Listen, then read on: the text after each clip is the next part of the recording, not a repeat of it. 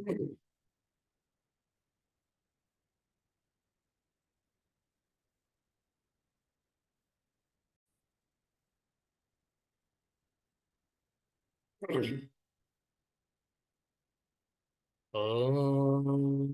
तच्छंयोरावृणीमहे गातुं यज्ञाय गातुं यज्ञपतये दैवी स्वस्तिरस्तु नः स्वस्तिर्मानुषेभ्यः ऊर्ध्वं जगातो भेषजम् शन्नो अस्तु द्विपदे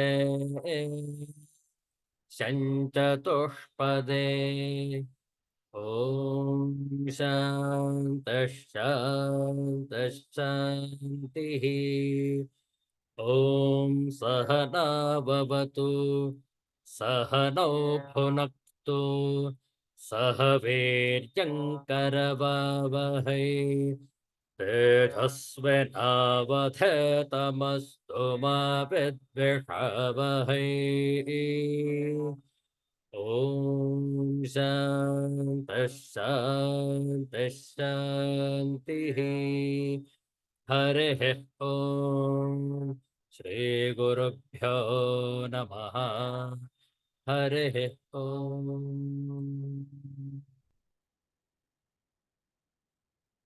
Universal prayer. Let's chant this together.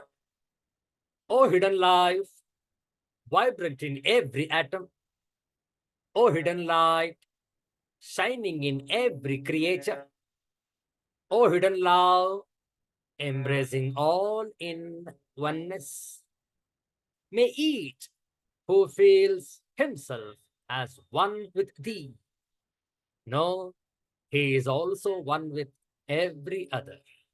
Om Shantihi, Shantihi, Shanti.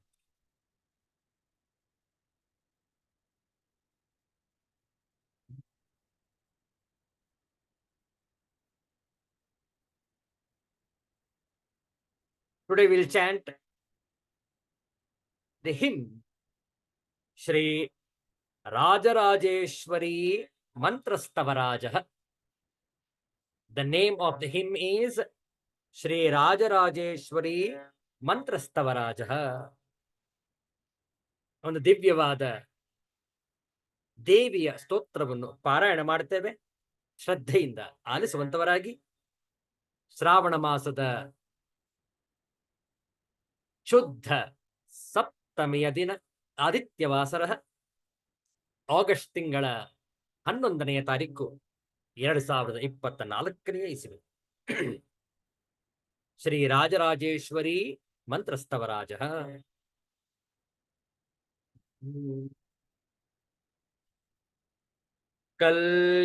ಕಲ್ಯಾಣಾಯತ ಪೂರ್ಣಚಂದ್ರವದನ ಪ್ರಾಣೇಶ್ವರ Nandini पूर्णा पूर्णतरां परेश महिषे पूर्णामृता स्वादिनी सम्पूर्णां परमोत्तमामृतकला विद्यावतीं भारतीं श्रीचक्रप्रियबिन्दुतर्पणपरा श्रीराजराजेश्वरी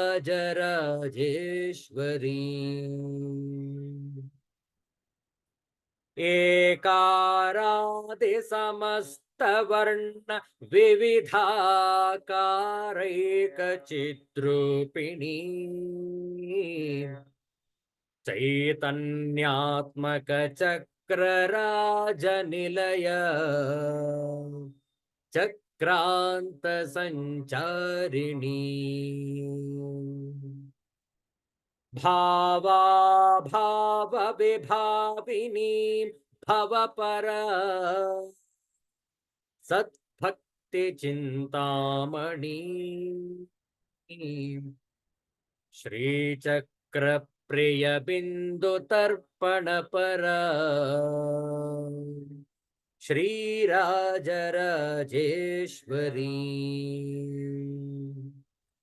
एषाधिक परयोग वृंद विदिता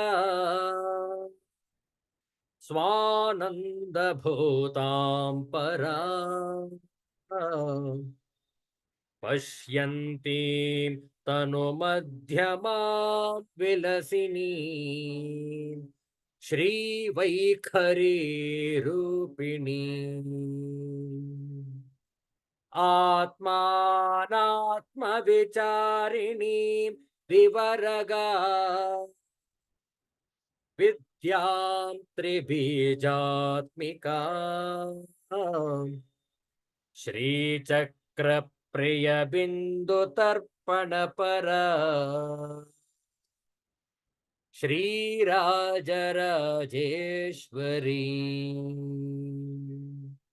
श्रीचक्र प्रिय बिंदु तर्पण पर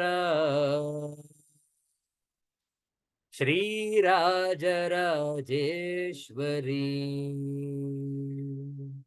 श्रीराजराजेश्वरी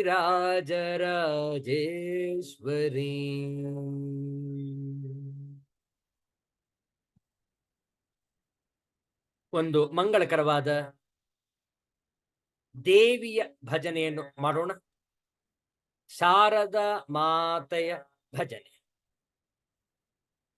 ಹೇಳಿಕೊಡ್ತೇವೆ. ತಾವೆಲ್ಲರೂ ಕೂಡ ಪುನರಾವರ್ತಿಸಬಹುದು. ಹಿಂದಿಯ ಭಜನೆ.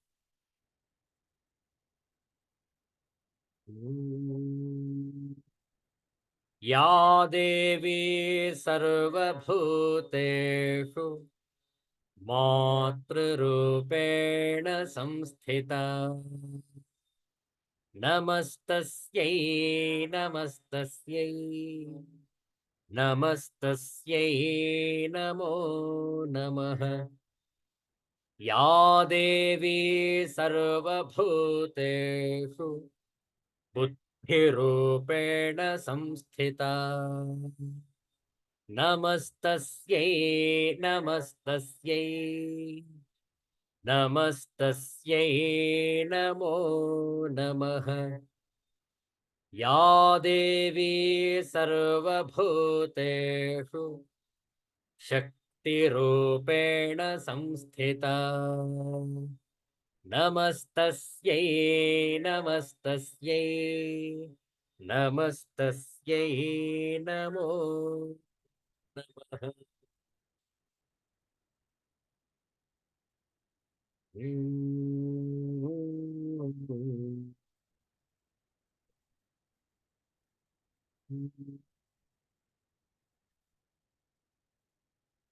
हे शारदे मां, हे शारदे मां,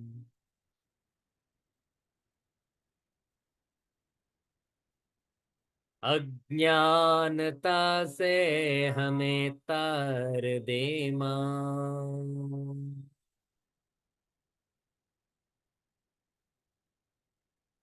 हे शारदे मां, हे शारदे मां,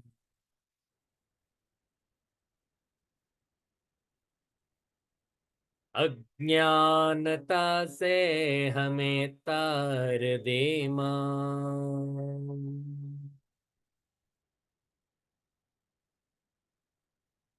तू स्वर की देवी है, संगीत तुझसे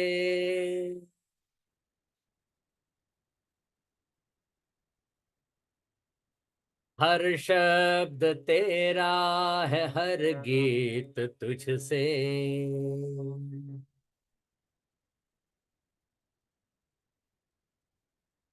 हम हैं अकेले, हम हैं अधूरे,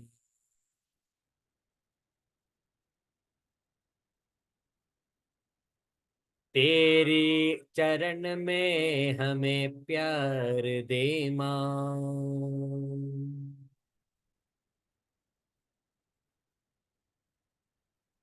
हे शारदे मां, हे शारदे मां।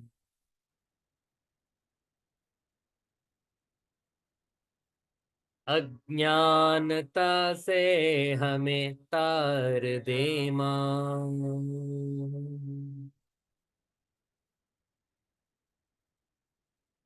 मुनियों ने समझी, गुणियों ने जानी,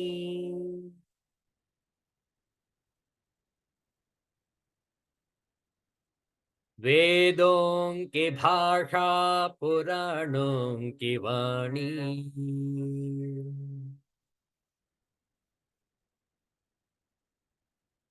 मुनियों ने समझी, गुणियों ने जानी,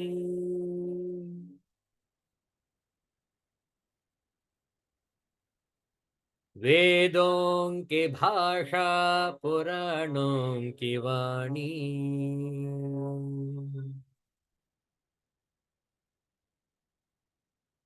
हम भी तो समझे, हम भी तो जाने,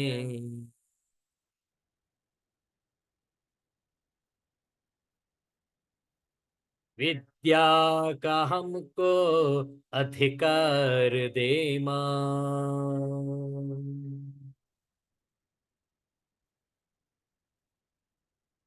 हे शारदे मां, हे शारदे मां।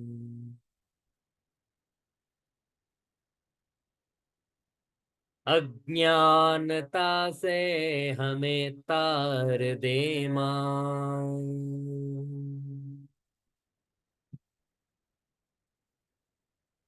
तू श्वेत वर्णी कमल पे विराजे,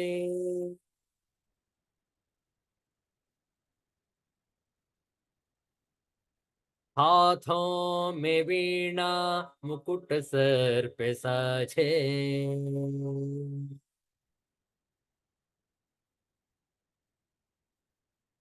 तू श्वेत वर्णी कमल पे विराजे,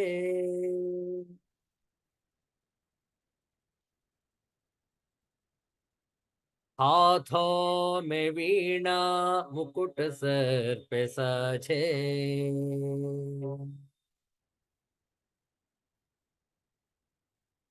मन से हमारे मिटा के अंधेरे,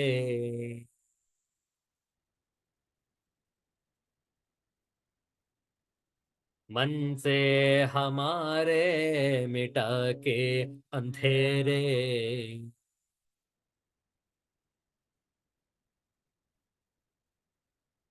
हमको उजालों का संसार दे मां।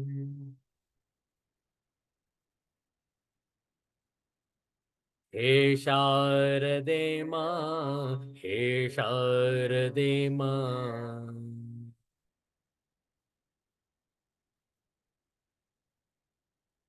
अज्ञानता से हमें तार दे मां।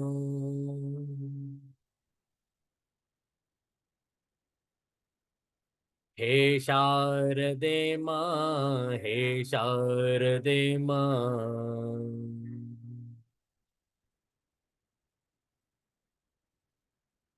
अज्ञानता से हमें तार दे मां।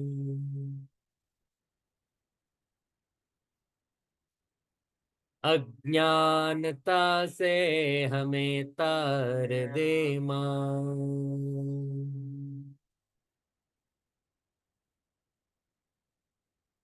अज्ञानता से हमें तार दे मां।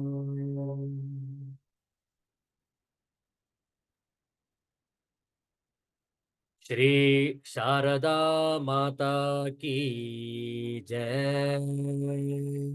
भारत माता की जय। गंगा माता की जय। गो माता की जय।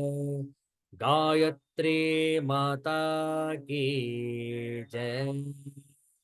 सिद्धांत अवधूत चिंतन श्री गुरुदेव दत्त। जय जय रघुवीर समर्थ श्री सद्गुरुनाथ महाराज की जय। हर हर नमः पार्वती पतये हर हर महादेव शंभो।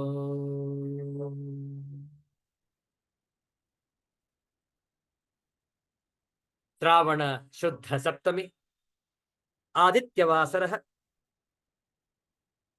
ಇಂದಿನ ಈ ಒಂದು ಶುಭ ಪವಿತ್ರ ಮುಸ್ಸಂಜೆಯಲ್ಲಿ ಶ್ರೀಮದ್ ಭಗವದ್ಗೀತೆಯ ಅಧ್ಯಯನವನ್ನು ಮಾಡೋಣ. ಏಕಾದಶೋಧ್ಯಾಯ. ತಮ್ಮ ಪವಿತ್ರವಾದ ಗ್ರಂಥವನ್ನು ಮುಂದಿಟ್ಟುಕೊಂಡಿರಿ.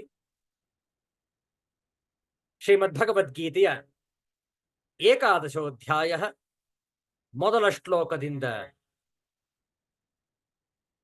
10 ಶ್ಲೋಕದವರೆಗೆ ಪಾರಾಯಣ. ಒಟ್ಟಿಗೆ ಮೊದಲ 10 ಶ್ಲೋಕಗಳು 11ನೇ ಅಧ್ಯಾಯ.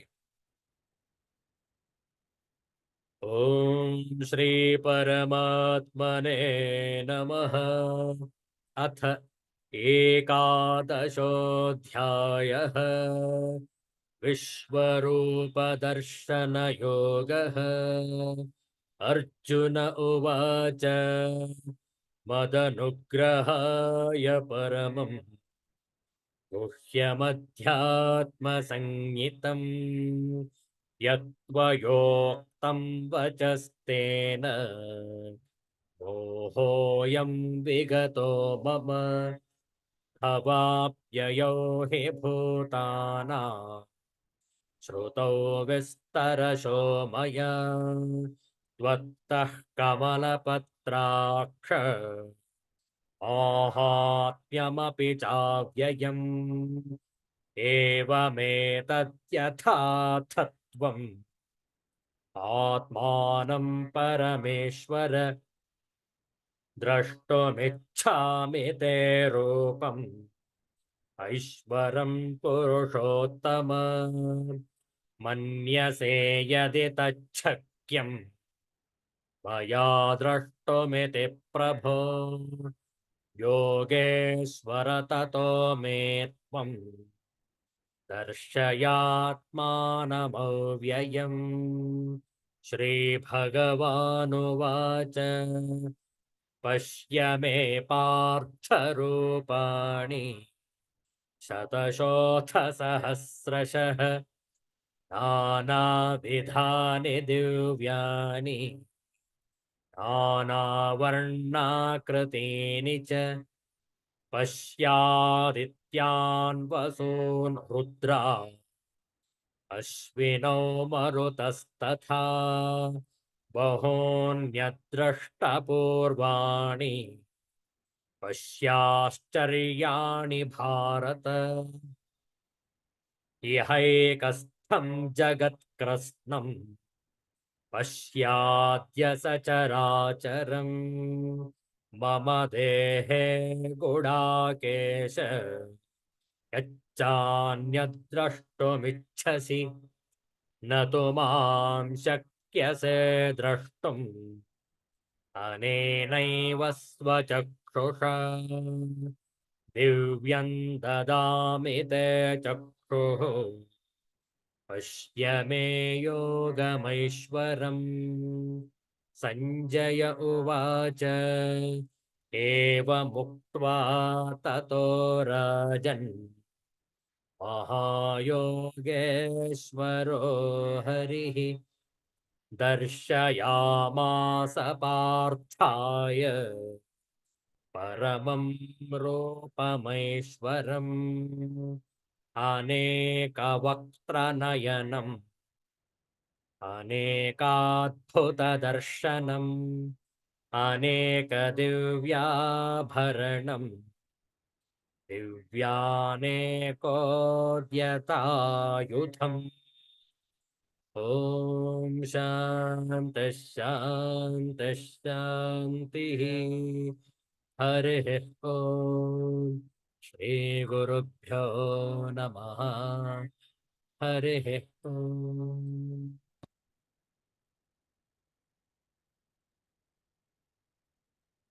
ನಿನ್ನೆ ದಿವಸ ಮಂದವಾಸರ ಕೊನೆಯ 15 ನಿಮಿಷ ಕಾರಣಾಂತರಗಳಿಂದ, ತಾಂತ್ರಿಕ ಕಾರಣಗಳಿಂದ ಅಡಚಣೆಯುಂಟಾಗಿತ್ತು. ಅದಕ್ಕಾಗಿ ವಿಷಾದಿಸುತ್ತೇವೆ. ಅದಕ್ಕಾಗಿ ಕ್ಷಮೆ ಇರಲಿ. ನಿನ್ನೆ ದಿವಸ ಅರ್ಜುನನ ಇಂಗಿತ ಪೂರೈಸಲು ಭಗವಂತನು ವಿಶ್ವರೂಪ ದರ್ಶನವನ್ನು ತೋರಿಸುತ್ತಿದ್ದನು. ಅರ್ಜುನನು ಅದನ್ನು ತನ್ನ ದಿವ್ಯ ಕಣ್ಣುಗಳಿಂದ ನೋಡ್ತಾ ಇದ್ದಾನೆ. ಈ ಸಂಪೂರ್ಣ ದೃಶ್ಯಾವಳಿಯನ್ನು ಸಂಜಯನು ಧೃತರಾಷ್ಟ್ರನಿಗೆ ತಿಳಿಸ್ತಾ ಇದ್ದಾನೆ. ಸಂಜಯ ಅವನು ಕೂಡ ಅರ್ಜುನನಂತೆ ಅದೃಷ್ಟಶಾಲಿ. ವಿಶ್ವರೂಪ ದರ್ಶನವನ್ನು ತಾನು ಕೂಡ ಮಾಡುತ್ತಿದ್ದಾನೆ. ವ್ಯಾಸರ ಕೃಪೆಯಿಂದ ಅವನಿಗೂ ಕೂಡ ದಿವ್ಯ ಚಕ್ಷುಸ್ಸು, ದಿವ್ಯವಾದ ಕಣ್ಣುಗಳು. ಅರ್ಜುನನಿಗೂ ಕೂಡ ಭಗವಂತನು ಅಲ್ಲಿಯೇ ದಿವ್ಯವಾದ ಕಣ್ಣುಗಳನ್ನು ದಯಪಾಲಿಸಿದನು. ನಾವು ನೀವು ಕೂಡ ಆ ದಿವ್ಯವಾದ ಕಣ್ಣುಗಳಿಂದಲೇ ಈ ಬೃಹತ್ತಾದ ಜಗತ್ತನ್ನು ವೀಕ್ಷಿಸೋಣ. ವಿಶ್ವರೂಪ ದರ್ಶನವನ್ನು ಮಾಡೋಣ.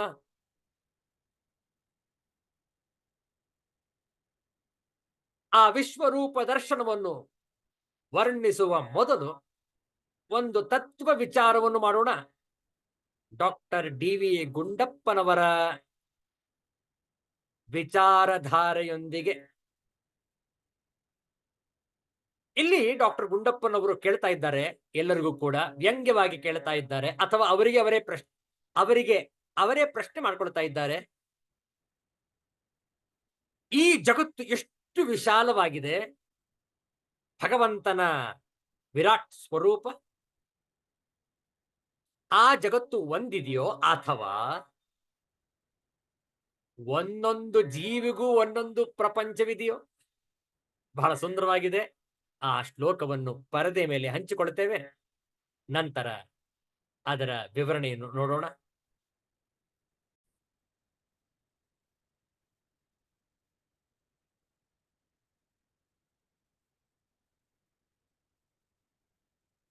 ಬಹಳ ಚಂದ ಇದೆ ಶ್ಲೋಕ ನೋಡಿ.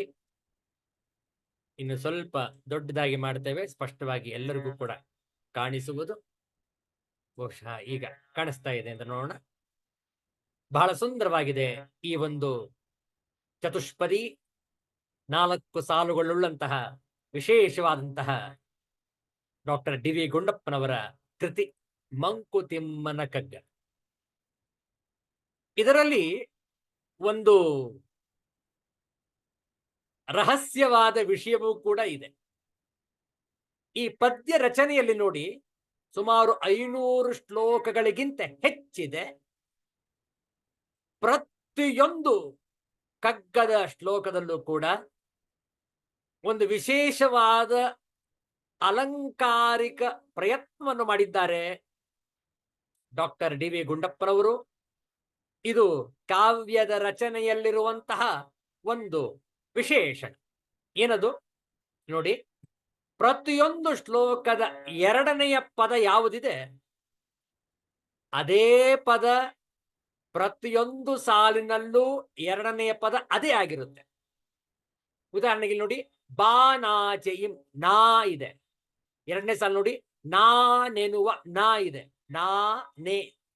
ಪುನಃ 3ನೇ ಸಾಲು ನೋಡಿ, ನಾ ನೆನುವ ಪುನಃ ನೇ ಇದೆ, ನಾ ನೇ ನೇ. ಪುನಃ ಕೊನೆಯ ಸಾಲು ನೋಡಿ, ಬಾ ನಾ 2ನೆಯ ಅಕ್ಷರ ನಾ.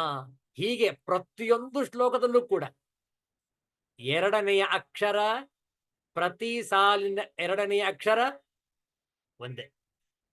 ಬಹುಶಃ ಕಾಗುಣಿತದಲ್ಲಿ ವ್ಯತ್ಯಾಸ ಇರಬಹುದು, ಆದರೆ ಅದೇ ಅಕ್ಷರವೇ ಎರಡನೆಯ ಅಕ್ಷರವಾಗಿ ಇರುವುದು. ನೀವು ಯಾವುದೇ ಶ್ಲೋಕವನ್ನು ತೆಗೆದುಕೊಳ್ಳಿ, ಆ ರಚನೆ ಹೀಗೆ ಇದೆ. ಇರಲಿ, ಇದು ಕೇವಲ ಮಾಹಿತಿಗೋಸ್ಕರ. ಈಗ ಈ ಶ್ಲೋಕದ ವಿಚಾರಧಾರೆಯನ್ನು ಮಾಡೋಣ, ಬಹಳ ಸೊಗಸಾಗಿದೆ. ಬಾನಾಚೆಯಿಂ ವಿಶ್ವ ಸತ್ವತಾನಿಳಿದಿಳೆಗೆ ನಾನೆನುವ ಚೇತನದಿ ರೂಪಗೊಂಡಿಹುದು. ನಾನೆನುವ ಕೇಂದ್ರದಿನೆ ಹೊರಟ ಸತ್ವದ ಪರಿಧಿ ಬಾನಾಚೆ ಹಬ್ಬಿಹುದೋ ಮಂಕುತಿಮ್ಮ. ಬಾನಾಚೆ ಹಬ್ಬಿಹುದೋ ಮಂಕುತಿಮ್ಮ ಮಂಕುತಿಮ್ಮ. ಆಂಗ್ಲ ಪದದ ಅನುವಾದ ನೋಡಿ. Has the cosmic spirit from beyond the sky descended into this earth and taken form of one's conscience? Or the essence radiating from one's center has reached beyond the skies? Mankutimma. Translator's note. Whosoever has translated this, they have given a note here. This is the classical dilemma. Are we all part of one huge world, or does each one of us have our own worlds in our minds? Each such world limited only by the creativity of the mind. ವಾಚ್ಯಾರ್ಥ ನೋಡಿ. ಬಾನಾಚೆಯಿಂ, ಬಾನ ಆಚೆಯಿಂದ, ಬಾನಾಚೆಯಿಂ, ಬಾನು ಆಕಾಶ, ಅಂತರಿಕ್ಷ. ತಾನಿಳಿದೆಳೆಗೆ, ತಾನು ಇಳಿದು ಇಳೆಗೆ, ತಾನಿಳಿದಿಳೆಗೆ, ತಾನು ಇಳಿದು ಇಳೆಗೆ. ಭಾವಾರ್ಥ ನೋಡಿ. ಆಕಾಶದಾಚೆ ಅಂದರೆ ನಮಗಿಂತ ಬಹಳ ದೂರದಿ ಇರುವ ವಿಶ್ವಸತ್ವವು ತಾನು ಈ ಭೂಮಿಗೆ ಇಳಿದು ನಾನು ಎನ್ನುವ ಚೇತನದ ರೂಪ ತಳೆದಿದೆಯೋ, ಅಥವಾ ನಾನು ಎನ್ನುವ ಒಂದು ಬಿಂದುವಿನಿಂದ ಹೊರಟ ಸತ್ವವು ಆಕಾಶದಾಚೆ ಹಬ್ಬಿಯುವುದು, ವಿರಾಟ್ ಸ್ವರೂಪ ವಿಶ್ವರೂಪ ದರ್ಶನ ಎಂದು ಒಂದು ಜಿಜ್ಞಾಸಾಭರಿತ ಉದ್ಗಾರವನ್ನು ಎತ್ತುತ್ತಾರೆ ಮಾನ್ಯ ಗುಂಡಪ್ಪನವರು ಈ ಕಗ್ಗದ. ವ್ಯಾಖ್ಯಾನ ನೋಡಿ, ಬಹಳ ಸೊಗಸಾಗಿದೆ, ಓದುತ್ತೇವೆ. ಒಂದು ಜೀವಿ ಈ ಭೂಮಿಗೆ ಬರಬೇಕಾದ್ರೆ ಪರಮಚೇತನದ ಒಂದಂಶವನ್ನು ಪಡೆದು ಒಂದು ಜೀವಿಯಾಗಿ ಈ ಜಗತ್ತಿನಲ್ಲಿ ಜೀವಿಸುತ್ತದೆ. ಇದನ್ನೇ ಗುಂಡಪ್ಪನವರು ತಾನಿಳಿದಿಳೆಗೆ ಎನ್ನುತ್ತಾರೆ. ಒಂದೊಂದು ಜೀವಿಗೆ ಒಂದೊಂದು ಆಯುವಿನ ಕಾಲ. ಆಯಸ್ಸು ಮುಗಿದಂತೆ ದೇಹ, ಮನಸ್ಸು, ಬುದ್ಧಿಗಳ ಸಂಘವನ್ನು ಆ ಚೇತನ ತೊರೆದು ಹೋಗುತ್ತದೆ. ಹೋದದ್ದು ಎಲ್ಲಿಗೆ ಹೋಗುತ್ತದೆ ಎನ್ನುವುದನ್ನು ಕಠೋಪನಿಷತ್ತಿನಲ್ಲಿ ಯಮ ನಚಿಕೇತನಿಗೆ ಆತ್ಮ ತತ್ವವನ್ನು ಹೇಳುವಾಗ ಹೇಳುತ್ತಾನೆ. ಆತ್ಮ ದೇಹವನ್ನು ತೊರೆದು ತನ್ನೊಡನೆ ಈ ಜನ್ಮದಲ್ಲಿ ಸಂಚಿತವಾದ ಎಲ್ಲ ವಾಸನೆಗಳನ್ನು ಪೂರ್ವಕರ್ಮ ರೂಪದಲ್ಲಿ ತನ್ನ ಸುತ್ತ ಒಂದು ಸೂಕ್ಷ್ಮ ಶರೀರದಲ್ಲಿ ಕೊಂಡು ಹೋಗುತ್ತದೆ. ನೋಡಿ, ಇದು ಬಹಳ ಮುಖ್ಯವಾದ ವಿಚಾರ. ಮತ್ತೊಮ್ಮೆ ಓದ್ತವೆ. ಆತ್ಮ ದೇಹವನ್ನು ತೊರೆದು ತನ್ನೊಡನೆ ಈ ಜನ್ಮದಲ್ಲಿ ಸಂಚಿತವಾದ ಎಲ್ಲ ವಾಸನೆಗಳನ್ನು ಪೂರ್ವಕರ್ಮ ರೂಪದಲ್ಲಿ, ಎಲ್ಲ ವಾಸನೆಗಳನ್ನು ಪೂರ್ವಕರ್ಮ ರೂಪದಲ್ಲಿ ತನ್ನ ಸುತ್ತ ಒಂದು ಸೂಕ್ಷ್ಮ ಶರೀರದಲ್ಲಿ ಕೊಂಡು ಹೋಗುತ್ತದೆ. ಮತ್ತೆ ಅದು ಇನ್ನೊಂದು ಸ್ಥೂಲ ದೇಹವನ್ನು ಧರಿಸಿದಾಗ ಆ ಎಲ್ಲ ಪೂರ್ವಕರ್ಮಗಳನ್ನೂ ವಾಸನೆಗಳನ್ನೂ ಪ್ರಕಟಗೊಳಿಸಿ ಮತ್ತೆ ಪೂರೈಸಿಕೊಳ್ಳುತ್ತದೆ. ಅಲ್ಲಿಯ ತನಕ ಆಕಾಶದಲ್ಲಿ ಅನುರೂಪದಲ್ಲಿ ಗಾಳಿಯಲ್ಲಿ ಸೇರಿಕೊಂಡಿರುತ್ತದೆ. ಪುನರಪಿ ಜನನಂ ಪುನರಪಿ ಮರಣಂ ಎಂದು ಆಚಾರ್ಯ ಶಂಕರರು ಹೇಳುವಂತೆ, ಅಥವಾ ಜಾತಸ್ಯ ಮರಣಂ ಧ್ರುವಂ ಧ್ರುವಂ ಜನ್ಮ ಮೃತಸ್ಯ ಚ ಎಂದು ಭಗವಾನ್ ಶ್ರೀಕೃಷ್ಣ ಹೇಳಿದಂತೆ ಆತ್ಮವು ಮತ್ತೆ ಮತ್ತೆ ಜನ್ಮ ತಳೆಯುತ್ತದೆ. ಹೀಗೆ ಆಕಾಶ ತತ್ವದಲ್ಲಿರುವ ಆ ಬೃಹತ್ ಚೇತನದ ಒಂದು ಅಂಶ ಧರೆಗೆ ದೇಹಧಾರಣೆಗೆ ಬರುತ್ತದೆ. ಬಂದು ಜೀವಿಸುತ್ತದೆ, ಮತ್ತೆ ಆಕಾಶಕ್ಕೇರುತ್ತದೆ, ಮತ್ತೆ ಬರುತ್ತದೆ, ಮತ್ತೆ ಹೋಗುತ್ತದೆ. ಪ್ರತಿ ಬಾರಿ ಬಂದಾಗಲೂ ಒಂದು ಬಿಂದುವಿನಂತೆ ಇಲ್ಲಿರುತ್ತದೆ. ವಿಚಾರ ಮಾಡಿ, ವಿಶ್ವರೂಪ ದರ್ಶನ ಎಲ್ಲಿ? ನಮ್ಮ ಸ್ವರೂಪವೆಲ್ಲಿ? ಇಲ್ಲಿನ ಹಲವಾರು ಬಿಂದುಗಳೊಡನೆ ಸಂಬಂಧದ ಚಕ್ರಗಮನ.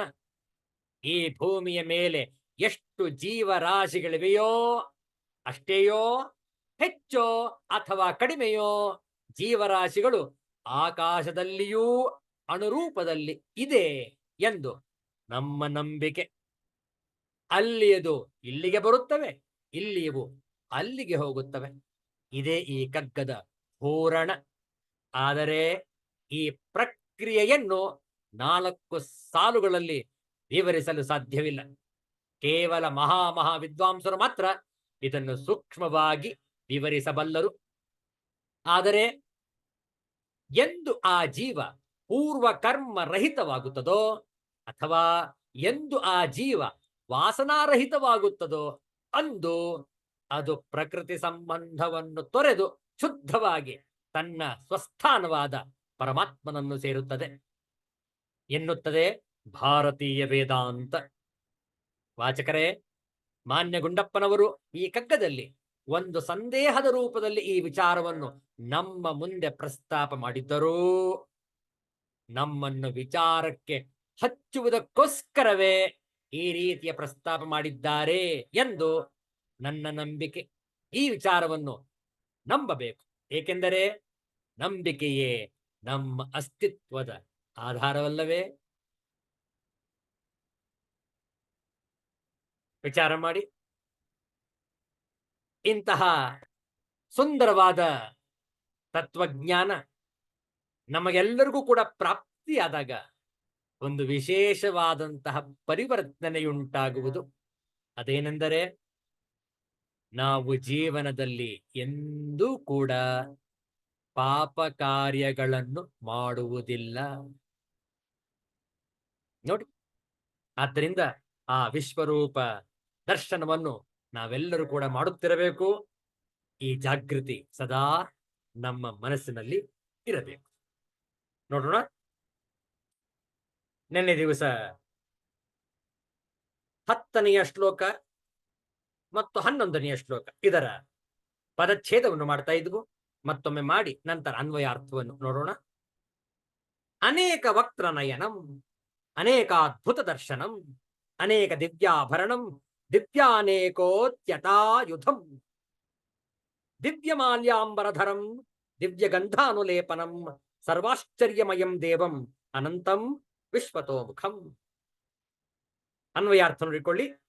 ಅನೇಕ ವಕ್ತ್ರ ನಯನ, ಅನೇಕ ಮುಖ ಮತ್ತು ನೇತ್ರಗಳಿಂದ ಯುಕ್ತನಾದ, ಅನೇಕ ಅದ್ಭುತ ದರ್ಶನಂ, ಅನೇಕ ಅದ್ಭುತವಾದ ದರ್ಶನಗಳುಳ್ಳ, ಅನೇಕ ದಿವ್ಯಾಭರಣಂ, ಅನೇಕ ಬಗೆಯ ದಿವ್ಯವಾದ ಭೂಷಣಗಳಿಂದ ಯುಕ್ತವಾದ, ಮತ್ತು ದಿವ್ಯಾನೇಕೋತ್ಯತಾಯುಧಂ, ಅನೇಕ ವಿಧವಾದ ದಿವ್ಯ ಶಸ್ತ್ರಗಳನ್ನು ಕೈಯಲ್ಲಿ ಎತ್ತಿ ಹಿಡಿದಿರುವ, ದಿವ್ಯಮಾಲ್ಯಾಂಬರಧರಂ, ದಿವ್ಯವಾದ ಮಾಲೆ ಮತ್ತು ವಸ್ತ್ರಗಳನ್ನು ಧರಿಸಿರುವಂಥ, ದಿವ್ಯ ಗಂಧಾನುಲೇಪನಂ, ದಿವ್ಯವಾದ ಪರಿಮಳ ಗಂಧವನ್ನು ಲೇಪಿಸಿಕೊಂಡಿರುವ, ಸರ್ವಾಶ್ಚರ್ಯಮಯಂ, ಎಲ್ಲ ಪ್ರಕಾರದ ಆಶ್ಚರ್ಯಗಳಿಂದೊಡಗೂಡಿದ, ಅನಂತಂ, ಸೀಮಾರಹಿತವಾದ, ಮತ್ತು ವಿಶ್ವತೋಮುಖಂ, ಎಲ್ಲ ಕಡೆ ಮುಖಗಳುಳ್ಳ ವಿರಾಟ್ ಸ್ವರೂಪಿಯಾದ ದೇವಂ, ಪರಮದೇವ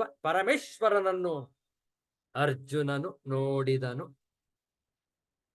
ಎಷ್ಟು ಸೊಗಸಾಗಿದೆ ನೋಡಿ ಈ ವಿವರಣೆ. ಅನೇಕರಿಗೆ ಇದು ಒಂದು ರೀತಿಯಾದಂತಹ ಕಾಲ್ಪನಿಕ ದರ್ಶನ ಆಗಬಹುದು, ಕೇವಲ ಕಲ್ಪನೆ ಮಾಡ್ತಾ ಇದ್ದಾರೆ ಅಂತ ಅನ್ನಿಸಬಹುದು. ಅಲ್ಲ, ಇದು ಕಲ್ಪನೆ ಅಲ್ಲ, ಇದು ವಾಸ್ತವ ಸತ್ಯ. ನಮಗೆ ದಿವ್ಯವಾದ ಕಣ್ಣುಗಳು ಬೇಕು ನೋಡುವುದಕ್ಕೆ ಅಷ್ಟೇ, ಹೌದಲ್ಲ? ಋಗ್ವೇದದ ಮಂತ್ರ ನೋಡಿ, ಪುರುಷ ಸೂಕ್ತಂ. ಆ ಪುರುಷ ಸೂಕ್ತದ ಮೊದಲ ಮಂತ್ರ ನೋಡಿ, ಓಂ ಸಹಸ್ರಶೀರ್ಷ ಪುರುಷಃ ಸಹಸ್ರಾಕ್ಷ ಸಹಸ್ರಪಾತ್ ಸ ಭೂಮಿಂ ವಿಶ್ವತೋ ವೃತ್ವಾ ಅತ್ಯತಿಷ್ಠತ್ ದಶಾಂಗುಲಂ. ಹೌದಲ್ಲ? ಆ ವಿವರಣೆಯನ್ನೇ ಇಲ್ಲೂ ಕೂಡ ಕೊಟ್ಟಿರುವುದು. ಅನೇಕ ವಕ್ತ್ರನಯನಂ ಸಹಸ್ರಾಕ್ಷ ಅನೇಕ ವಕ್ತ್ರನಯನಂ ಅನೇಕ ನೇತ್ರಗಳುಳ್ಳ ಅನ್ನುವ ಅನೇಕ ಮುಖ ಮತ್ತು ನೇತ್ರಗಳು. ಹೌದಲ್ಲ? ವಕ್ತ್ರ ನಯನಂ ಸಹಸ್ರಾಕ್ಷ ಸಹಸ್ರಶೀರ್ಷ.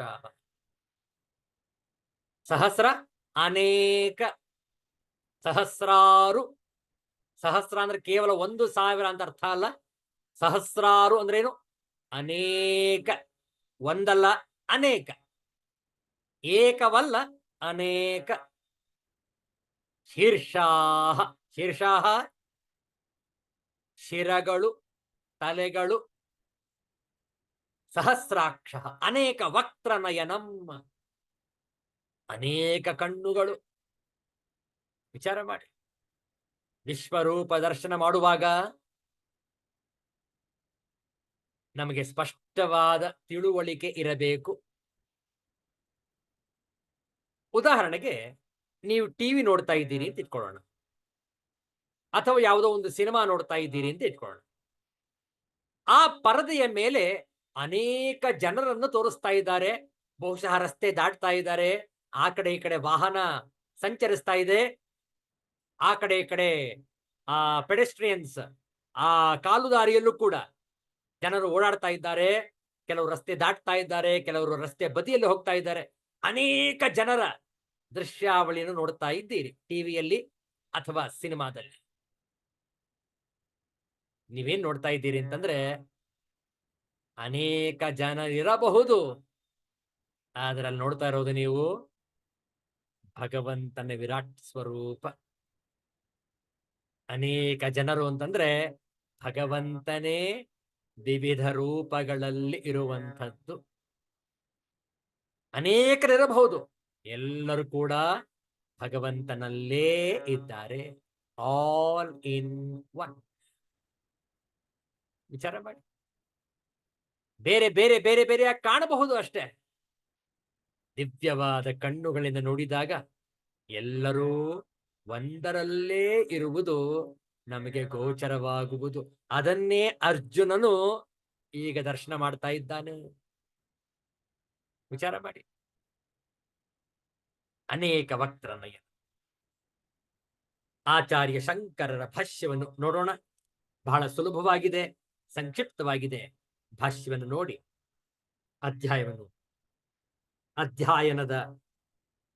ಅಧ್ಯಾಯದ ಅಧ್ಯಯನವನ್ನು ಮುಂದುವರಿಸೋಣ. ಆಚಾರ್ಯ ಶಂಕರರು ಭಾಷ್ಯದಲ್ಲಿ ಬರೀತಾರೆ, ಅನೇಕ ವಕ್ತ್ರನಯನಂ ಅನೇಕಾನಿ ವಕ್ತ್ರಾಣಿ ನಯನಾನಿ ಚ ಯಸ್ಮಿನ್ ರೂಪೇ ತತ್ ಅನೇಕ ವಕ್ತ್ರನಯನಂ ಅನೇಕಾದ್ಭುತ ದರ್ಶನಂ ಅನೇಕಾನಿ ಅದ್ಭುತಾನಿ ವಿಸ್ಮಾಪಕಾನಿ ದರ್ಶನಾನಿ ಯಸ್ಮಿನ್ ರೂಪೇ ತತ್ ಅನೇಕಾದ್ಭುತ ದರ್ಶನಂ ತಥಾ ಅನೇಕ ದಿವ್ಯಾಭರಣಂ ಅನೇಕಾನಿ ದಿವ್ಯಾನಿ ಆಭರಣಾನಿ ಯಸ್ಮಿನ್ ತತ್ ಅನೇಕ ದಿವ್ಯಾಭರಣಂ ತಥಾ ದಿವ್ಯಾನೇಕೋದ್ಯತಾಯುಧಂ ದಿವ್ಯಾನಿ ಅನೇಕಾನಿ ಅಸ್ಯಾದೀನಿ ಉದ್ಯತಾನಿ ಆಯುಧಾನಿ ಯಸ್ಮಿನ್ ತತ್ ದಿವ್ಯಾನೇಕೋದ್ಯತಾಯುಧಂ ದರ್ಶಯಾಮಾಸ ಇತಿ ಪೂರ್ವೇಣ ಸಂಬಂಧ. ಹಿಂದಿನ ಶ್ಲೋಕದಲ್ಲಿ ದರ್ಶಯಾಮಾಸ ಅಂತ ಇತ್ತು, ಅದನ್ನು ಈ ಎಲ್ಲ ಪದಗಳಿಗೂ ಕೂಡ ಸೇರಿಸಿಕೊಳ್ಳಬೇಕು ಎಂಬುದು ಆಚಾರ್ಯ ಶಂಕರರ ಅಭಿಮತ. ಭಾಷ್ಯಾರ್ಥವನ್ನು ನೋಡಿ. ಅನೇಕ ವಕ್ತ್ರ ನಯನಗಳುಳ್ಳದ್ದು, ಅನೇಕವಾದ ಮುಖಗಳು, ಕಣ್ಣುಗಳು ಆ ರೂಪದಲ್ಲಿ ಇದ್ದವಾದ್ದರಿಂದ ಅದು ಅನೇಕ ವಕ್ತ್ರ ನಯನವಾಗಿತ್ತು. ಅನೇಕ ಅದ್ಭುತ ದರ್ಶನಗಳುಳ್ಳದ್ದು, ಅನೇಕವಾದ ಅದ್ಭುತಗಳು ಎಂದರೆ ಅಚ್ಚರಿಗೊಳಿಸುವ ನೋಟಗಳು ಆ ರೂಪದಲ್ಲಿ ಇದ್ದವಾದ್ದರಿಂದ ಅದು ಅನೇಕ ಅದ್ಭುತ ದರ್ಶನವಾಗಿತ್ತು. ಇದರಂತೆ ಅನೇಕ ದಿವ್ಯಾಭರಣಗಳುಳ್ಳದ್ದು, ಅನೇಕವಾದ ದಿವ್ಯವಾದ ಒಡವೆಗಳು ಅದರಲ್ಲಿದ್ದವಾದ್ದರಿಂದ ಅದು ಅನೇಕ ದಿವ್ಯಾಭರಣವಾಗಿತ್ತು. ಆ ವಿಶ್ವರೂಪ ದರ್ಶನದ ವರ್ಣನೆ ನೋಡಿ ಸಂಜಯ ಮಾಡ್ತಾ ಇದ್ದಾನೆ ಧೃತರಾಷ್ಟ್ರನಿಗೋಸ್ಕರ. ಮತ್ತು ದಿವ್ಯಾನೇಕೋದಿತಾಯುಧಗಳ ಆಯುಧಗಳು ಉಳ್ಳದ್ದು, ದಿವ್ಯವಾದ ಅನೇಕವಾದ ಕತ್ತಿಯೇ ಮುಂತಾದ ಎತ್ತಿ ಹಿಡಿದ ಆಯುಧಗಳು ಆ ರೂಪದಲ್ಲಿ ಇದ್ದದ್ದರಿಂದ ಅದು ದಿವ್ಯ ದಿವ್ಯ ಅನೇಕೋದ್ಯತಾಯುಧವಾಗಿತ್ತು. ಆ ರೂಪವನ್ನು ತೋರಿಸಿದನು, ದರ್ಶಯಾಮಾಸ ಎಂದು ಹಿಂದಿನ ಶ್ಲೋಕದಲ್ಲಿರುವ ಮಾತಿಗೆ ಸಂಬಂಧವನ್ನು ಮಾಡಿಕೊಳ್ಳಬೇಕು. ಕಿಂಚ ದಿವ್ಯಮಾಲ್ಯಾಂಬರಧರಂ, ದಿವ್ಯಾನಿ ಮಾಲ್ಯಾನಿ ಪುಷ್ಪಾಣಿ ಅಂಬರಾಣಿ ವಸ್ತ್ರಾಣಿ ಚ ಧ್ರಿಯಂತೆ ಯೇನ ಈಶ್ವರೇಣ ತಂ ದಿವ್ಯಮಾಲ್ಯಾಂಬರಧರಂ. ಮತ್ತು ದಿವ್ಯಮಾಲ್ಯಾಂಬರಧರನು ದಿವ್ಯವಾದ ಮಾಲ್ಯಗಳನ್ನು ಎಂದರೆ ಹೂಗಳನ್ನು, ಅಂಬರಗಳನ್ನು ಎಂದರೆ ವಸ್ತ್ರಗಳನ್ನು ಯಾವನು ಧರಿಸಿದ್ದನೋ ಆ ಈಶ್ವರನು ದಿವ್ಯಮಾಲ್ಯಾಂಬರಧರನು. ದಿವ್ಯ ಗಂಧಾನುಲೇಪನಂ, ದಿವ್ಯಂ ಗಂಧಾನುಲೇಪನಂ ಯಸ್ಯ ತಂ ದಿವ್ಯ ಗಂಧಾನುಲೇಪನಂ. ದಿವ್ಯವಾದ ಗಂಧವನ್ನು ಪೂಸಿಕೊಂಡಿದ್ದನಲ್ಲ ಆ ಈಶ್ವರನು ದಿವ್ಯ ಗಂಧಾನುಲೇಪನನು. ಸರ್ವಾಶ್ಚರ್ಯಮಯಂ ಸರ್ವಾಶ್ಚರ್ಯಪ್ರಾಯಂ ದೇವಂ, ಎಲ್ಲ ಆಶ್ಚರ್ಯವಾದ ನೋಟಗಳು ಅವನಲ್ಲಿ ಪ್ರಚುರವಾಗಿ ಕಾಣಿಸಿಕೊಂಡಿದ್ದವು. ಅನಂತಂ ನ ಅಸ್ಯ ಅಂತಃ ಅಸ್ತಿ ಇತಿ ಅನಂತಃ ತಂ ವಿಶ್ವತೋಮುಖಂ ಸರ್ವತೋಮುಖಂ. ಅಂಥ ದೇವನನ್ನು, ಅನಂತನಾದ ಆತನಿಗೆ ಅಂತವೇ ಇರಲಿಲ್ಲವಾದ್ದರಿಂದ ಅನಂತನು, ವಿಶ್ವತೋಮುಖನಾದ ಎಲ್ಲೆಲ್ಲಿಯೂ ಮುಖವುಳ್ಳವನಾದ ಎಂದರ್ಥ. ಏಕೆಂದರೆ ಸರ್ವಭೂತಾತ್ಮಭೂತತ್ವಾತ್, ಎಲ್ಲ ಪ್ರಾಣಿಗಳಿಗೂ ಅವನೇ ಆತ್ಮನಾಗಿರುತ್ತಾನೆ. ತಂ ದರ್ಶಯಾಮಾಸ ಅರ್ಜುನೋ ದದರ್ಶ ಇತಿವ ಅಧ್ಯಾಹ್ರಿಯತೆ. ಅರ್ಜುನನು ಕಂಡನು ಎಂದು ಅಧ್ಯಾಹಾರವನ್ನು ನಾವು ಮಾಡಿಕೊಳ್ಳಬೇಕು. ಇಷ್ಟನ್ನು ಕೂಡ ಅರ್ಜುನ ನೋಡ್ತಾ ಇದ್ದಾನೆ. ಅರ್ಜುನ ನೋಡುತ್ತಿರುವುದನ್ನು ಸಂಜಯ ವಿವರಿಸ್ತಾ ಇದ್ದಾನೆ ಧೃತರಾಷ್ಟ್ರನಿಗೆ. ಮುಂದಿನ ಶ್ಲೋಕ ನೋಡುವ, 2 ಬಾರಿ ಪಾರಾಯಣ ಒಟ್ಟಿಗೆ. 12ನೆಯ ಶ್ಲೋಕ ವಿಶ್ವರೂಪದ ಪ್ರಕಾಶದ ಮಹಿಮೆ. 2 ಬಾರಿ ಪಾರಾಯಣ ಮಾಡೋಣ. ದಿವಿ ಸೂರ್ಯ ಸಹಸ್ರಸ್ಯ ಭವೇದ್ಯುಗಪದುತ್ಥಿತ ಯದಿ ಭಾಸದೃಶೀ ಸಾ ಸ್ಯಾತ್ ಭಾಸಸ್ತಸ್ಯ ಮಹಾತ್ಮನಃ. ದಿವಿ ಸೂರ್ಯ ಸಹಸ್ರಸ್ಯ ಭವೇದ್ಯುಗಪದುತ್ಥಿತ ಯದಿ ಭಾಸದೃಶೀ ಸಾ ಸ್ಯಾತ್ ಭಾಸಸ್ತಸ್ಯ ಮಹಾತ್ಮನಃ. ಪದ ವಿಭಾಗವನ್ನು ನೋಡಿಕೊಳ್ಳಿ. ದಿವಿ ಸೂರ್ಯ ಸಹಸ್ರಸ್ಯ ಭವೇತ್ ಯುಗಪತ್ ಉತ್ಥಿತ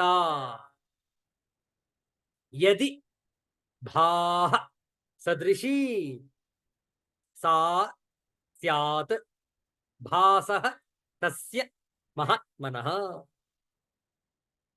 ಅನ್ವಯಾರ್ಥ ನೋಡಿಕೊಳ್ಳಿ. ದಿವಿ ಸೂರ್ಯ ಸಹಸ್ರಸ್ಯ, ದಿವಿ ಆಕಾಶದಲ್ಲಿ, ಸೂರ್ಯ ಸಹಸ್ರಸ್ಯ ಸಾವಿರಾರು ಸೂರ್ಯರು, ಯುಗಪತ್ ಒಮ್ಮೆಲೆ, ಉತ್ಥಿತ ಉದಯಿಸುವುದರಿಂದ ಯಾವ ಭಾಹ ಯಾವ ಪ್ರಕಾಶವು ಭವೇತ್ ಉಂಟಾಗುತ್ತದೆಯೋ ಸಾ ಅದು ತಸ್ಯ ಮಹಾತ್ಮನಃ ಅದು ಸಹ ಆ ವಿಶ್ವರೂಪಿಯಾದ ಪರಮಾತ್ಮನ ಭಾಸಃ ಪ್ರಕಾಶಕ್ಕೆ ಸದೃಶೀ ಸಮಾನವಾಗಿ ಯದಿ ಯದಿ ಸ್ಯಾತ್ ವಿಶ್ವರೂಪಿಯಾದ ಪರಮಾತ್ಮನ ಪ್ರಕಾಶಕ್ಕೆ ಸಮಾನವಾಗಿ ಎಂದಿಗೂ ಆಗಲಾರದು. ನೋಡಿ, ಈ ಕಡೆ ಸಹಸ್ರಾರು ಸೂರ್ಯರು ಮೇಲೆ ಪ್ರಕಾಶವನ್ನು ಬೀರ್ತಾ ಇದ್ದಾರೆ. ಈ ಕಡೆ ವಿಶ್ವರೂಪ ದರ್ಶನದಲ್ಲಿ ಆಗುತ್ತಿರುವಂತಹ ಪ್ರಕಾಶ ಆ ಸಹಸ್ರ ಸೂರ್ಯರ ಪ್ರಕಾಶಕ್ಕಿಂತ ಹೆಚ್ಚಿನದು. ಅಂದ್ರೆ ಆ ಬೆಳಕು ಹೇಗಿರಬೇಕು? ನಾವೆಲ್ಲರೂ ಕೂಡ ಮಾನಸಿಕ ದರ್ಶನವನ್ನು ಮಾಡಬೇಕು. ಮಾನಸಿಕವಾಗಿ ಗಮನಿಸಬೇಕು, ವೀಕ್ಷಿಸಬೇಕು, ನೋಡಬೇಕು, ಪರಿಗ್ರಹಿಸಬೇಕು. ನೋಡಿ, ಭಾಹ ಭಾಹ ಅಂದ್ರೆ ಪ್ರಕಾಶ, ಬೆಳಕು ಅಂತ ಅರ್ಥ. ಈ ಜಗತ್ತಲ್ಲಿ ಇರುವಂಥದ್ದೆಲ್ಲ ಕೇವಲ ಥಳುಕು. ಭಗವಂತನ ಬೆಳಕು ಮಾತ್ರ ನಿಜವಾದ ಪ್ರಕಾಶ. ಬಾಕಿ ಎಲ್ಲವೂ ಥಳುಕು. ಅಂದ್ರೇನು? ಬಂದು ಹೋಗುವಂಥದ್ದು. ಭಗವಂತನ ಪ್ರಕಾಶ ಮಾತ್ರ ಬೆಳಕು, ಸದಾ ಇರುವಂಥದ್ದು. ಅದಕ್ಕೆ ನೋಡಿ, ನಮ್ಮ ದೇಶದ ಹೆಸರು ಭಾರತ. ಭಾ ಪ್ರಕಾಶ, ಬೆಳಕು, ಜ್ಞಾನಂ ಇತ್ಯರ್ಥ. ಪ್ರಕಾಶ, ಬೆಳಕು ಅಂತಂದ್ರೆ ಜ್ಞಾನ ಜ್ಯೋತಿ. ಆದ್ದರಿಂದಲೇ ನಾವು ಯಾವುದಾದ್ರೂ ಕಾರ್ಯಕ್ರಮವನ್ನು ಉದ್ಘಾಟಿಸುವಾಗ ದೀಪ ಬೆಳಗಿಸಿ ಉದ್ಘಾಟಿಸುತ್ತೇವೆ, ಹೌದಲ್ಲ? ಯಾಕೆ ಆ ದೀಪವನ್ನು ಬೆಳಗಿಸುವುದು? ಅದರ ಸಂಕೇತ ನಾವು ನಮ್ಮೆಲ್ಲರ ಹೃದಯದಲ್ಲಿ ಭಾಹ ಪ್ರಕಾಶ ಜ್ಞಾನದ ಜ್ಯೋತಿಯನ್ನು ಬೆಳಗಿಸಿಕೊಳ್ಳಬೇಕು ಎಂಬ ಸಾಂಕೇತಿಕವಾದಂತಹ ಕ್ರಿಯೆ ದೀಪವನ್ನು ಹಚ್ಚುವುದು. ಅಥವಾ ಪ್ರತಿದಿನ, ಕೇವಲ ಉದ್ಘಾಟನೆ ಮಾತ್ರ ಅಲ್ಲ, ಪ್ರತಿದಿನ ನಾವು ದೇವರ ಗುಡಿಯಲ್ಲಿ ದೀಪವನ್ನು ಹಚ್ಚಿದಾಗ ಇದೇ ವಿಚಾರದೊಂದಿಗೆ ದೀಪವನ್ನು ಬೆಳಗಿಸುತ್ತೇವೆ. ಅಜ್ಞಾನ, ಅಂಧಕಾರ, ಕತ್ತಲೆ, ಅದನ್ನು ತೊಲಗಿಸುವುದು ಕೇವಲ ಬೆಳಕು ಮಾತ್ರ. ನೋಡಿ, ಆ ವಿರಾಟ್ ಸ್ವರೂಪನ ಪ್ರಕಾಶದ ಮಹಿಮೆ ಎಷ್ಟಿದೆ ನೋಡಿ. ಮತ್ತೊಂದು ವಿಚಾರ, ಯಾರು ಜಗತ್ತಿನಲ್ಲಿ ಸನ್ಮಾರ್ಗದಲ್ಲಿ ಇರ್ತಾರೆ, ಸತ್ಯದ ಹಾದಿಯಲ್ಲಿ ಇರ್ತಾರೆ, ಅವರು ಯಾವತ್ತೂ ಕೂಡ ಕತ್ತಲೆಯಲ್ಲಿ ಯಾವ ಕ್ರಿಯೆಯನ್ನು ಮಾಡುವುದಿಲ್ಲ. ಯಾಕೆ? ತಾವು ಮಾಡುತ್ತಿರುವುದು ಸರಿಯಾದ ಕ್ರಿಯೆ ಆಗಿದೆ, ಸಮಾಜದ ಹಿತಕ್ಕಾಗಿ ಇದೆ. ಆದ್ದರಿಂದ ಯಾವುದೇ ಅಳುಕಿಲ್ಲ, ಯಾವುದೇ ಅಂಜಿಕೆ ಇಲ್ಲ, ಯಾವುದೇ ಹೆದರಿಕೆ ಇಲ್ಲ, ಯಾವುದೇ ಭಯವಿಲ್ಲ. ಯಾಕೆ? ಸರಿಯಾದದ್ದನ್ನೇ ಮಾಡ್ತಾ ಇದ್ದೇವೆ. ಅದೇ ಠಕ್ಕರು, ಕಳ್ಳರು, ಖದೀಮರು ಮೋಸ ಮಾಡುವಾಗ, ವಂಚಿಸುವಾಗ, ಕಳ್ಳತನ ಮಾಡುವಾಗ ಹೆದರ್ಕೊಳ್ತಾರೆ, ಕತ್ತಲೆಯಲ್ಲಿ ಮಾಡ್ತಾರೆ, ಯಾರಿಗೂ ಗೊತ್ತಾಗದ ಹಾಗೆ ಮಾಡ್ತಾರೆ. ಕಾರಣ ಅದು ಪಾಪದ ಕಾರ್ಯ. ಯಾವತ್ತು ಬೆಳಕಲ್ಲಿದ್ದಾಗ ನಾವು ಸತ್ಯವನ್ನೇ ಮಾಡುತ್ತೇವೆ, ಸತ್ಯವನ್ನೇ ನುಡಿಯುತ್ತೇವೆ. ಯಾಕೆ? ಬೆಳಕಲ್ಲಿದ್ದೇವೆ ನಾವು. ಭಾರತ, ನಾವೆಲ್ಲರೂ ಕೂಡ ಭಾರತೀಯರು. ಭಾ ಜ್ಞಾನ ರಥ, ಜ್ಞಾನದಲ್ಲಿ ನಾವು ರಮಿಸುತ್ತೇವೆ, ಆನಂದವನ್ನು ಹೊಂದುತ್ತೇವೆ. ನಾವೆಲ್ಲರೂ ಕೂಡ ಭಾರತೀಯರು, ಜ್ಞಾನವನ್ನು ಆಸ್ವಾದಿಸುವಂತಹ ಪ್ರಜೆಗಳು. ನೋಡಿ, ಭಾರತ. ಮತ್ತೆ ಮತ್ತೆ ನಾವು ಇಂಡಿಯಾ ಇಂಡಿಯಾ ಹೇಳುವುದು ಬೇಡ. ನಮ್ಮ ದೇಶ ಭಾರತ.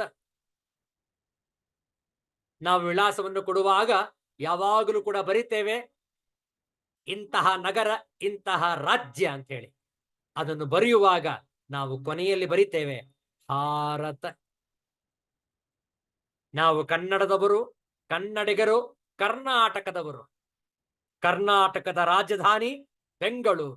ಬರಿತೇವೆ ವಿಳಾಸವನ್ನು, ಬೆಂಗಳೂರು, ಕರ್ನಾಟಕ, ಭಾರತ. ಅಲ್ಲಿ ಇಂಡಿಯಾ ಬರೋದೇ ಇಲ್ಲ. ವಿಚಾರ ಮಾಡಿ. ಯಾಕೆ? ಭಾರತ ಜ್ಞಾನವನ್ನು ಪ್ರೀತಿಸುವ, ಅಧ್ಯಾತ್ಮ ಜ್ಞಾನದಲ್ಲಿ ರಮಿಸುವಂತಹ ಪ್ರಜೆಗಳು ಭಾರತೀಯರು. ನೋಡಿ ಎಷ್ಟು ಚೆನ್ನಾಗಿದೆ ಈ ಪ್ರಕಾಶ, ಈ ಬೆಳಕು. ಬಾಕಿ ಎಲ್ಲವೂ ತಳಕು. ಅದರಲ್ಲಿ ಯಾವುದೇ ರೀತಿಯಾದಂತಹ ಜ್ಞಾನವೇ ಇಲ್ಲ, ಕೇವಲ ಅಂಧಕಾರ ಅದು.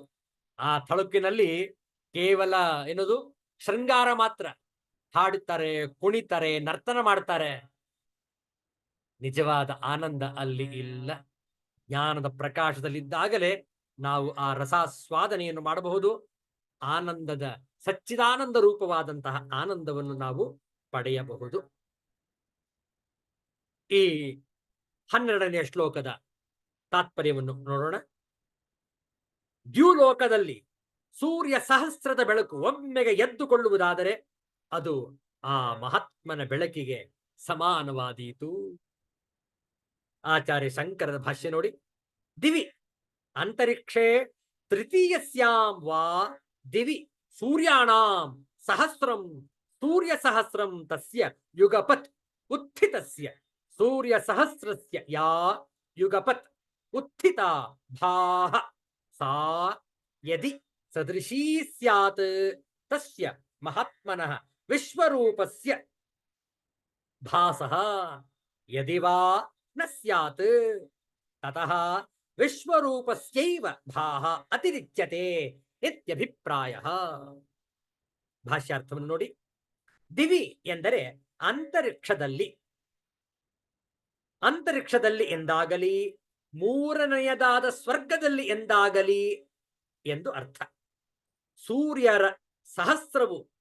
ಸಹಸ್ರವು ಒಮ್ಮೆಗೆ ಹುಟ್ಟಿದ ಅಂಥ ಸೂರ್ಯ ಸಹಸ್ರದಿಂದ ಒಮ್ಮೆಗೆ ಎದ್ದುಕೊಳ್ಳುವ ಬೆಳಕಿದೆಯಲ್ಲ, ಆ ಬೆಳಕು ಆ ಮಹಾತ್ಮನ ಎಂದರೆ ವಿಶ್ವರೂಪನ ಬೆಳಕಿಗೆ ಸಮಾನವಾದೀತೋ ಅಥವಾ ಆಗದೋ? ಅದಕ್ಕಿಂತಲೂ ಆ ವಿಶ್ವರೂಪನ ಬೆಳಕೆ ಹೆಚ್ಚಾದೀತು ಎಂದಭಿಪ್ರಾಯ. 1000 ಸೂರ್ಯರು ಒಮ್ಮೆಗೆ ಉದಿಸಿದರೆ ಅವರ ಬೆಳಕನ್ನು ನೋಡುವುದಾಗಲಿ ಅದರ ಪರಿಣಾಮವನ್ನು ಗೊತ್ತು ಹಚ್ಚುವುದಾಗಲಿ ಆಗಲಾರದು. ಒಂದು ವೇಳೆ ಅದನ್ನು ಗೊತ್ತು ಮಾಡುವುದಾದರೂ ಭಗವಂತನ ಪ್ರಕಾಶವನ್ನು ಇಷ್ಟೆಂದು ನಿರ್ಣಯಿಸುವುದು ಆಗಲಾರದು ಎಂದು ಭಾವ. ನೋಡಿ, ಆ ಬೆಳಕನ್ನು ನಾವು ಕಾಣಲಿಕ್ಕೆ ಸಾಧ್ಯ ಇಲ್ಲ. ಯಾಕೆ ಸಾಧ್ಯ ಇಲ್ಲ? ಉದಾಹರಣೆಗೆ, ನೀವು ಕಾರ್ ಡ್ರೈವ್ ಮಾಡ್ತಾ ಇದ್ದೀರಿ ಅಂತ ಇಟ್ಕೊಳ್ಳಿ, ಅಥವಾ ನೀವು ಡ್ರೈವ್ ಮಾಡದೇ ಇದ್ರೂ ಕೂಡ ಪಕ್ಕದಲ್ಲಿ ಕುಳಿತಿದ್ದೀರಿ ಅಂತ ಇಟ್ಕೊಳ್ಳಿ. ಕತ್ತಲೆಯ ಸಮಯ, ರಾತ್ರಿಯ ಅಂಧಕಾರದಲ್ಲಿ ಹೆಡ್ಲೈಟ್ಗಳನ್ನು ಹಾಕಿಕೊಂಡು ಡ್ರೈವ್ ಮಾಡ್ತಾ ಇದ್ದೀರಿ. ಆ ರಸ್ತೆಯಲ್ಲಿ ಡಿವೈಡರ್ ಇರುವುದಿಲ್ಲ. ಆ ರಸ್ತೆಯನ್ನು ಇಬ್ಬಾಗ ಮಾಡುವಂತಹ ಪಥ ಅದು ಆಗಿರುವುದಿಲ್ಲ. ಆ ಕಡೆಯಿಂದಲೂ ವಾಹನ ಬರಬಹುದು, ಈ ಕಡೆಯಿಂದಲೂ ಹೋಗಬಹುದು. ಬಹಳ ಜಾಗರೂಕತೆಯಿಂದ ತಾವು ವಾಹನ ಚಾಲನೆಯನ್ನು ಮಾಡಬೇಕಾಗುವುದು ರಾತ್ರಿಯ ಸಮಯದಲ್ಲಿ. ನೀವು ಕಾರಲ್ಲಿ ಕುಳಿತಿದ್ದೀರಿ, ಆದ್ದರಿಂದ ನಿಮ್ಮ ವಾಹನ ಚಿಕ್ಕದು, ಹೌದಲ್ಲ? ಆದರೆ ಆ ಕಡೆಯಿಂದ ಒಂದು ಬೃಹತ್ ವಾಹನ, ಭಾರೀ ವಾಹನ, HTV ಹೆವಿ ಟ್ರಾಫಿಕ್ ವೆಹಿಕಲ್ ಬರ್ತಾ ಇದೆ. ತುಂಬಾ ಲೋಡ್ ಆಗಿದೆ. ಅದು ಆ ಬೃಹತ್ತಾದಂತಹ ಟ್ರಕ್, ಲಾರಿ ಆ ಕಡೆಯಿಂದ ಬರ್ತಾ ಇದೆ. ಹೆಡ್ಲೈಟ್ ಹಾಕಿದ್ದಾನವನು. ಸಾಮಾನ್ಯವಾಗಿ ರಾತ್ರಿಯಲ್ಲಿ ಚಲಿಸುವಾಗ ನೀವು ಡಿಪ್ ಮಾಡಬೇಕು. ಯಾವ್ದಾದ್ರು ಆ ಕಡೆಯಿಂದ ಕಾರ್ ಬರ್ತಾ ಇದ್ರೆ ತಕ್ಷಣ ನಿಮ್ಮ ಬೆಳಕನ್ನು ಡಿಮ್ ಮಾಡಬೇಕು. ಆಗ ಆ ಕಾರಿನ ಚಾಲಕರಿಗೆ ಯಾವುದೇ ತೊಂದರೆ ಆಗುವುದಿಲ್ಲ. ಆದರೆ ಅನೇಕ ಟ್ರಕ್ ಚಾಲಕರು ಡಿಪ್ ಮಾಡೋದೇ ಇಲ್ಲ. ಅದೇ ರೀತಿ ಆ ಒಂದು ಹೆಡ್ಲೈಟ್ ಬೆಳಕಲ್ಲೇ ವಾಹನ ಚಾಲನೆ ಮಾಡ್ತಾ ಇರ್ತಾರೆ. ಆ ಕಾರಿನ ಚಾಲಕ ಕೆಳಗಡೆ ಕುಳಿತಿರ್ತಾನೆ. ವಾಹನ ಕೂಡ ತುಂಬಾ ಚಿಕ್ಕದು. ಆ ಬೆಳಕು ನೇರವಾಗಿ ಕಣ್ಣಿಗೆ ಅಪ್ಪಳಿಸುತ್ತೆ. ಅಷ್ಟು ಒಂದು ಪ್ರಖರವಾದ ಬೆಳಕು ಕಣ್ಣುಗಳ ಮೇಲೆ ಬಿದ್ದಾಗ ಈ ವಾಹನ ಚಾಲಕನಿಗೆ ಎದುರುಗಡೆ ಏರಿದೆ ಅಂತಾನೆ ಕಾಣಿಸುತ್ತಿಲ್ಲ, ಹೌದಲ್ಲ? ಆಗ ನುರಿತವಾದಂತಹ ಚಾಲಕ ಏನ್ ಮಾಡ್ತಾನೆ? ತನ್ನ ವಾಹನದ ಗತಿಯನ್ನು ಕಡಿಮೆ ಮಾಡ್ತಾನೆ. ಆ ಲಾರಿ ಬದಿಯಲ್ಲಿ ಹೋಗುವವರೆಗೆ, ಹೌದಲ್ಲ? ಯಾಕೆ? ಏನು ಕಾಣ್ತಾನೆ ಇಲ್ಲ. ಅಷ್ಟು ಬೆಳಕು, ಪ್ರಖರವಾದ ಬೆಳಕು ಕಣ್ಣುಗಳ ಮೇಲೆ ಬೀಳ್ತಾ ಇದೆ. ಇದು ಕೇವಲ 2 ಹೆಡ್ಲೈಟ್. ಈಗ ಸೂರ್ಯನನ್ನ ನೀವು ವಿಚಾರ ಮಾಡಿ. ಸೂರ್ಯನೇ ಎಷ್ಟು ಪ್ರಖರ, ಹೌದಲ್ಲ? ಆ ಸೂರ್ಯನ ನೋಡಿದಾಗ ಬಹುಶಃ ನಾವು 2 ನಿಮಿಷ ನೋಡಿದ್ರೆ ಸಾಕು, ಸನ್ ಗೇಜಿಂಗ್. ನಾವು ಮತ್ತೆ ನಮ್ಗೇನು ಕಾಣಿಸೋದೇ ಇಲ್ಲ ಆ ಕಡೆ ಈ ಕಡೆ. ಸ್ವಲ್ಪ ಪುನಃ ಕಣ್ಣುಗಳನ್ನು ಮುಚ್ಕೊಂಡಿರ್ಬೇಕು, ನಮ್ಮ ಈ ವಾತಾವರಣಕ್ಕೆ ಸರಿ ಹೊಂದಿಸ್ಕೊಳ್ಬೇಕು. ಆ ನಂತರ ಎಲ್ಲ ಕಾಣುತ್ತೆ ನಮಗೆ. ಒಂದೇ ಒಂದು ಸೂರ್ಯ, ಹಾಗೆ ಸಹಸ್ರ ಸಾವಿರ ಸೂರ್ಯ. ಆ ಬೆಳಕನ್ನು ನೀವು ಊಹಿಸಿರಿ. ಖಂಡಿತವಾಗ್ಲೂ ನಮಗೆ ನೋಡ್ಲಿಕ್ಕೆ ಸಾಧ್ಯ ಇಲ್ಲ. ಅದು ಊಹಿಸಿ, ಊಹೆ ಮಾಡಬಹುದು ನಾವು, ಹೀಗಿರ್ಬಹುದೋ ಏನೋ. ಈಗ ಹೇಳ್ತಾರೆ ವ್ಯಾಸರು, ವಿರಾಟ್ ಸ್ವರೂಪನ ಬೆಳಕು ಹೇಗೆ ಅಂತಂದ್ರೆ ಸಹಸ್ರ ಸೂರ್ಯನಿಗಿಂತಲೂ ಹೆಚ್ಚೋ ಏನೋ. ವಿಚಾರ ಮಾಡಿ, ಎಂತಹ ಆ ಬೆಳಕು, ಜ್ಞಾನದ ಪ್ರಖರವಾದ ಜ್ಯೋತಿ. ಅದಕ್ಕೆ ನೋಡಿ, ನಾವೆಲ್ಲರೂ ಕೂಡ ಭಗವದ್ಗೀತೆಯನ್ನು ಅಧ್ಯಯನ ಮಾಡಿ ಆತ್ಮಜ್ಯೋತಿಯನ್ನು ನಮ್ಮಲ್ಲಿ ನಿರಂತರವಾಗಿ ಉರಿಯುತ್ತಿರುವಂತೆ ನೋಡಿಕೊಳ್ಳಬೇಕು. ಯಾವಾಗ ನಾವು ಆ ಜ್ಞಾನದ ಜ್ಯೋತಿಯನ್ನು ಹೊತ್ತಿಸಿಕೊಂಡಿರುತ್ತೇವೆಯೋ ಆಗ ಮಾತ್ರ ಮತ್ತೊಬ್ಬರ ನಂದಿದ ಬತ್ತಿಯನ್ನು ಉರಿಸಬಹುದು, ಜ್ಯೋತಿಯನ್ನು ಬೆಳಗಿಸಬಹುದು, ಹೌದಲ್ಲ? ಅಂತಹ ಪ್ರಖರವಾದ ಬೆಳಕು ವಿರಾಟ್ ಸ್ವರೂಪನದು. ಇರಲಿ, ಮತ್ತೊಂದು ಶ್ಲೋಕವನ್ನು ಪಾರಾಯಣ ಮಾಡುವ ಸಮಯ ಇದ್ದರೆ ಪದಚ್ಛೇದ, ಅನ್ವಯಾರ್ಥ ಹಾಗೂ ಭಾಷ್ಯವನ್ನು ಕೂಡ ನೋಡೋಣ. 13ನೆಯ ಶ್ಲೋಕ. ಅರ್ಜುನನು ವಿಶ್ವರೂಪದಲ್ಲಿ ಸಂಪೂರ್ಣ ಜಗತ್ತು ಒಂದೇ ಕಡೆ ಇರುವುದನ್ನು ನೋಡಿದುದು. 13ನೇ ಶ್ಲೋಕ, ಆಲ್ ಇನ್ ಒನ್. 2 ಬಾರಿ ಪಾರಾಯಣ ಮಾಡೋಣ ಒಟ್ಟಿಗೆ. ತತ್ರೈಕಸ್ಥಂ ಜಗತ್ಕೃಷ್ಣಂ ಪ್ರವಿಭಕ್ತಮನೇಕಧಾ ಅಪಶ್ಯತ್ಯೇವ ದೇವಸ್ಯ ಶರೀರೇ ಪಾಂಡವಸ್ತದಾ. ತತ್ರೈಕಸ್ಥಂ ಜಗತ್ಕೃಷ್ಣಂ ಪ್ರವಿಭಕ್ತಮನೇಕಧಾ ಅಪಶ್ಯತ್ಯೇವ ದೇವಸ್ಯ ಶರೀರೇ ಪಾಂಡವಸ್ತದಾ. ಪದವಿಭಾಗವನ್ನು ನೋಡಿಕೊಳ್ಳಿ. ತತ್ರ ಏಕಸ್ಥಂ ಜಗತ್ ಕೃಷ್ಣಂ ಪ್ರವಿಭಕ್ತಂ ಅನೇಕಧಾ ಅಪಶ್ಯತ್ ದೇವದೇವಸ್ಯ ಶರೀರೇ ಪಾಂಡವಃ ತದಾ. ಅನ್ವಯಾರ್ಥ ನೋಡಿಕೊಳ್ಳಿ.